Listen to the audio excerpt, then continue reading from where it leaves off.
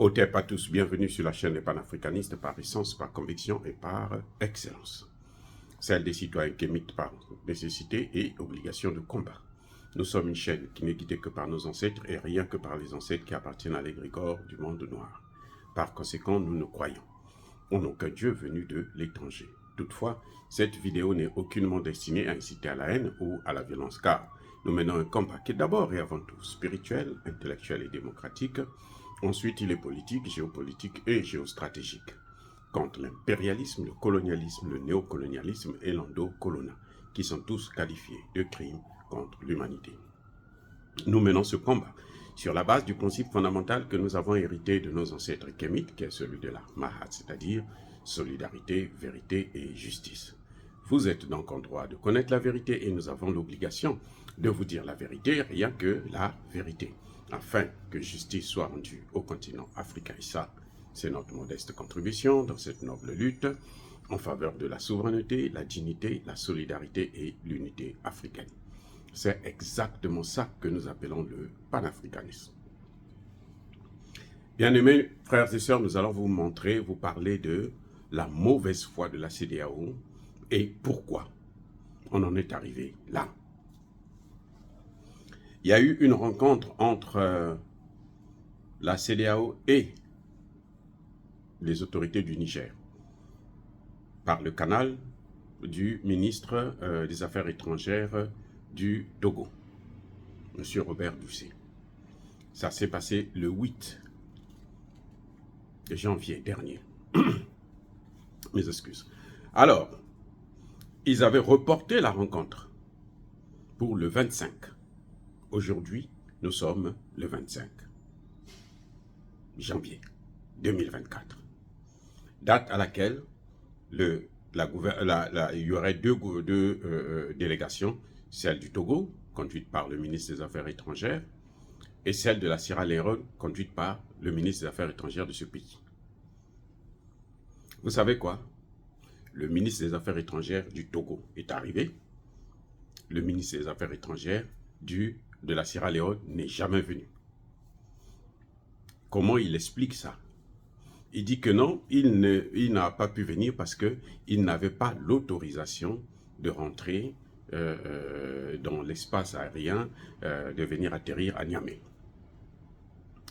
Le Premier ministre Lamine Zé, ce qui est bien avec les pays du Sahel, là. Maintenant, là, ils ne jouent plus avec les informations. Ils ne sont plus là à faire la diplomatie, non. Parce qu'avec des bandits, avec des voyous, avec des imbéciles, il n'y a pas de diplomatie. Si vous faites la diplomatie, là, ils vont vous baiser la gueule. Eh oui, avec des voyous comme ça, là, comme ceux de la CEDEAO, là, il n'y a pas de diplomatie possible qui vaille. Vous prenez tout, vous leur mettez ça devant la face. Ils ont le toupet de dire qu'ils n'ont pas reçu l'autorisation. Le Premier ministre a donné copie à toute la presse qui était là. Allez-y leur dire, allez-y leur montrer qu'ils ont reçu ça. Puisqu'on a... Attendez, vous attendez deux délégations qui viennent de deux pays différents. Ils ne prennent pas le même vol. Vous savez qu'ils viennent. Qu'est-ce que vous allez faire? Vous allez donner des autorisations aux deux pays. Vous n'avez pas donné l'autorisation à un pays, l'autre vous dites, vous refusez de donner l'autorisation, alors que c'est vous qui êtes dans le besoin. C'est vous qui les accueillez. La Sierra Leone a menti. Donc vous voyez tout un gouvernement. C'est pour ça que vous avez vu, ils avaient pris l'ancien président, là, on l'a mis en prison, soi-disant qu'il avait fait un coup d'État. Et on l'a gardé pendant plusieurs jours. On l'a libéré. Au moment où nous parlons, vous savez où est-ce qu'il est? Il est au Nigeria. Donc, c'est entre eux les bandits qui se retrouvent, qui dansent, qui font la fête. Mais le Sahel ne va pas rester là pour vous attendre. Le Premier ministre, M. Lamine Zé, le docteur Lamine, il a présenté la copie des autorisations. Il dit voilà les deux autorisations. L'autre est là, le ministre du Togo des Affaires étrangères est là. L'autre ministre n'est pas venu. Il dit qu'il n'a pas reçu les autorisations. Voilà, ça est là. On les a signés au même moment, on les a envoyés au même moment, ils ont reçu ça au même moment. Là encore, un gros mensonge. Parce qu'ils ne veulent pas négocier. Maintenant, pourquoi ils ne veulent pas négocier? C'est ça le problème. Là, c'est là la question. C'est là qu'il faut, comme disait, j'aime bien la formule du président Gbagbo, et on lui dit, mais monsieur le président, est-ce que vous pensez que il n'y a pas quelque chose derrière hein, l'histoire de Bazoum et autres? Il dit, ah, c'est là qu'il faut creuser. Ici aussi, là, on va creuser là. Pourquoi la Sierra Leone a boycotté, a volontairement boycotté et a menti devant la communauté internationale? Vous savez, ce ministre, les Américains, quand vous êtes avec eux là, les pays de l'OTAN là, quand vous êtes avec eux, ils vous ridiculisent toujours. C'est-à-dire, ils font de vous des menteurs, des fous, ils vous aliènent, et puis après, ils s'écartent, ils disent non, c'est pas nous. C'est lui qui a parlé, c'est pas moi, c'est lui qui a parlé.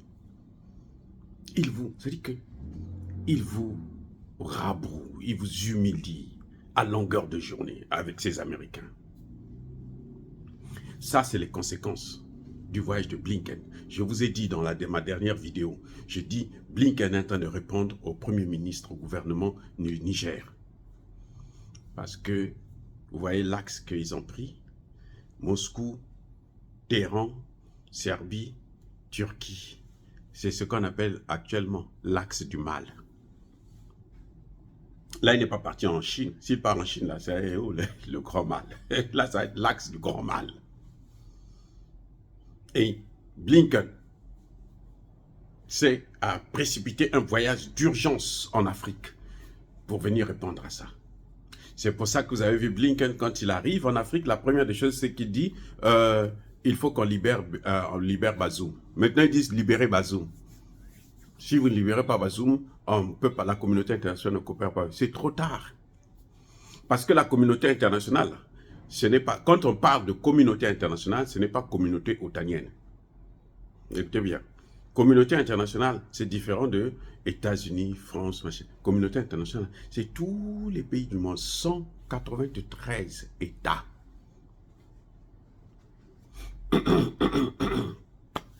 Je ne sais pas, moi, dans leurs écoles, on nous a dit que la communauté internationale, c'est l'ensemble des pays du monde. Ce n'est pas seulement les États-Unis, l'Angleterre, le Japon. La communauté internationale, ce n'est pas le G7, ce n'est pas le G20, ce n'est pas l'OTAN.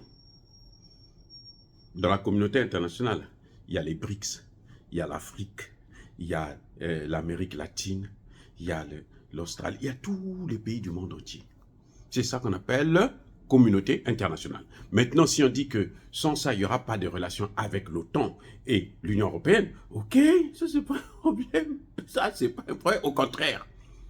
Parce que plus vous n'avez pas de relation avec eux, plus vous êtes tranquille. Ce sont eux qui viennent vous emmerder, vous gêner, vous dire « Non, vous n'avez pas fait ceci, vous n'avez pas fait cela. » Mais sinon, non, on n'a pas. Regardez le Mali. Le Mali aujourd'hui ne demande rien aux États-Unis. C'est les États-Unis qui vont maintenant au Burkina Faso tous les jours. L'ambassadeur du Burkina, des États-Unis au Burkina Faso tous les jours, il va « Oh, je vous ai amené les pick-up. Les pick-up qui devraient donner aux terroristes, là, comme on est en train de tous les massacrer. Les pick-up ne servent plus à rien. On a pris le gouvernement. Tenez. Les États-Unis savent que le Niger ne veut plus d'eux. Le Niger a dit on va relire les accords. C'est tout ce qu'on demande. On relit les accords ensemble pour voir ce qui est bien et ce qui n'est pas bien. Puis ce que vous avez fait là, vous avez fait ça avec un vieux gouvernement qui n'est plus là et qui a montré qu'il n'était pas là pour travailler. Maintenant, vous avez un autre gouvernement que le peuple est en train de soutenir. On veut voir si les accords là, ça respecte la volonté de notre peuple. C'est tout ce que Tchani demande. Il n'y a rien d'autre de nouveau. Eh bien, ils sont coincés parce qu'ils savent que dans ces accords-là, il n'y a rien de bon. Mais, attendez, le Mali est passé par là avec la France. Assimi Goïta vient de le dire. Il dit, je prends, on a cherché les accords. Le Mali a des accords avec la France. On a cherché au ministère des Affaires étrangères. Non, d'abord, on a commencé par la présidence. On a fouillé dans toutes les archives de la présidence. On n'a pas vu ces accords-là. On est allé à la primature. On a fouillé dans les archives. On n'a rien vu. On est allé au ministère des Affaires étrangères. On a fouillé partout, on n'a pas eu. Vous savez où est-ce qu'ils sont allés trouver ça? Dans le site du ministère des Affaires étrangères français. Donc, le Mali avait signé des accords que eux-mêmes ils n'ont pas. Vous savez pourquoi? Parce que vous signez l'accord, on vous dit on va vous donner une copie ou on va vous envoyer la copie. C'est comme ça que ça se passe. On va vous envoyer la copie. Alors qu'un accord, vous signez, vous avez 2 copies. Il y en a un qui garde, chacun garde sa copie. Eux, ce qu'ils avaient fait là, dans le cas présent, c'est qu'ils ont signé et ils ont promis au Mali, on va vous envoyer la copie. Et chaque fois que vous demandez, on se fâche contre vous. On vous dit non, vous n'avez pas besoin de ça, on vous enverra ça, ne vous inquiétez pas. Ou on se fâche contre vous, on vous crée un problème, une discussion, et puis on n'en parle plus. C'est ça les accords avec les États-Unis. Puisque les États-Unis faisaient exactement la même politique française en Afrique. C'est ça qu'ils faisaient. Puisque c'est les Français qui ont commencé avec ça. C'est les Français qui savent bien comment il faut faire. Et c'est cette politique qu'on ne veut plus. Les Américains ne peuvent plus changer ça. Parce que les accords sont là. C'est à qui signé. Maintenant, on va voir ce qui est dedans.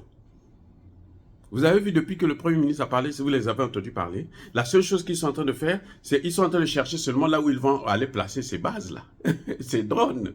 Eh oui, c'est ça le problème. Parce que ce qui est à l'intérieur, là, c'est pas bon. C'est pas bon pour le Niger.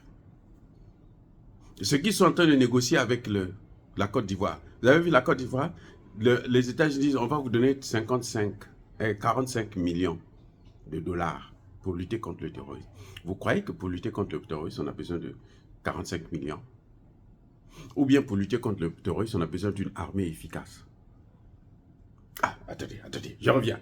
Pour lutter contre le terrorisme, on a besoin de 45 millions ou on a besoin d'une armée efficace, nationale, pas étrangère.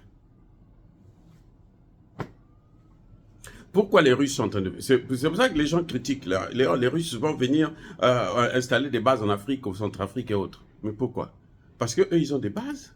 Parce qu'ils vont faire la guerre. On n'a même pas de bases militaires là pour venir contempler le ciel. Non, on les amène là pour venir vous tuer. Donc, précaution oblige. Vous devez prendre quelqu'un qui va pouvoir faire la guerre avec eux, qui peut rivaliser avec eux, puisque vous, en ce moment, vous n'avez pas encore la force. Vous n'avez pas les armes et autres. Eh oui. C'est ça le problème. Ce sont eux qui sont en train de faire venir les Russes. Ce sont les Américains qui sont en train de faire venir les Russes. Et les mêmes Russes là vont les chasser.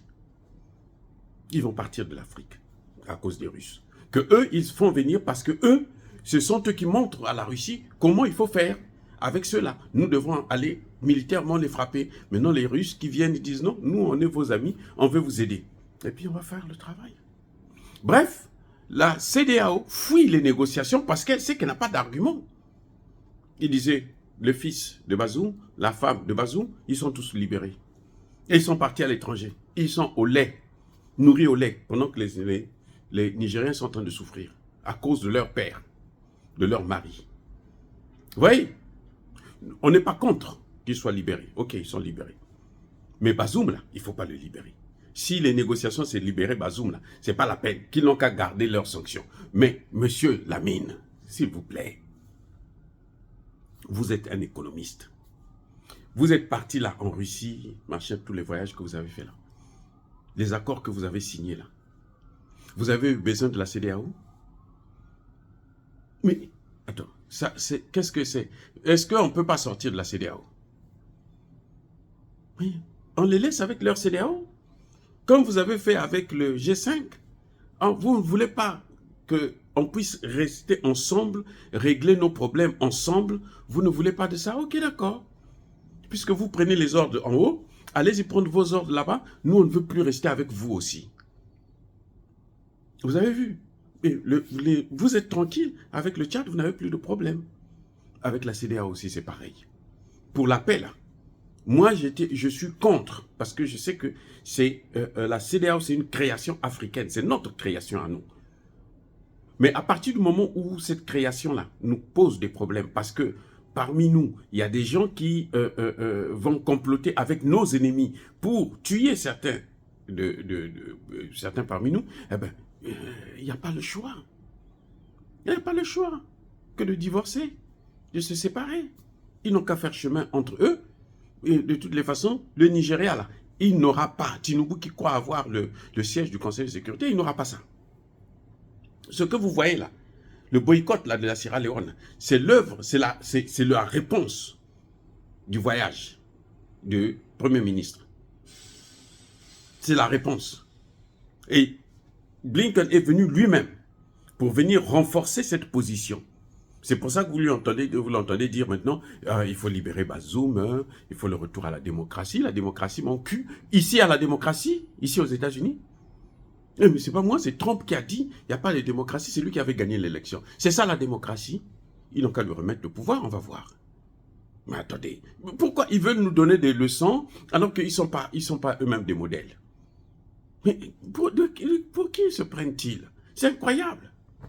Monsieur le Premier ministre, nous saluons votre courage d'avoir donné la preuve que ces gens-là, ils sont de mauvaise foi.